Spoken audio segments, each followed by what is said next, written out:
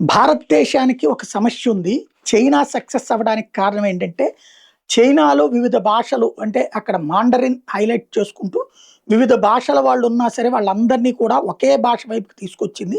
ప్రాంతీయ భాషల్ని పక్కన పెట్టేసి అక్కడ ఒక 12-15 రకాలైన భాషలందరినీ కూడా ఖచ్చితంగా ఆపేసి ఒకటే భాష వైపుకి తీసుకెళ్ళింది.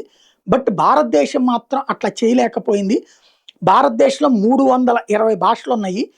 ఒక ప్రధానమంత్రి అన్ని భాషల్లో ఒక 4, 5 మాట్లాడితేనే గ్రేటు. అప్పట్లో పివి నరసింహారావు లాంటి వాళ్ళు మాట్లాడారు.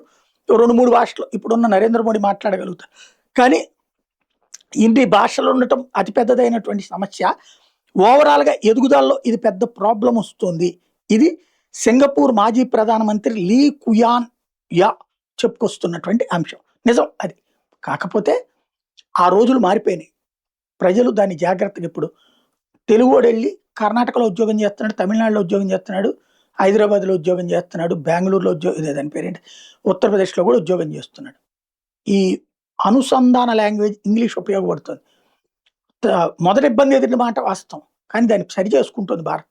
అది ఇంకో కొన్నేళ్లు పోయాక అర్థం చేసుకుంటుంది సింగపూర్.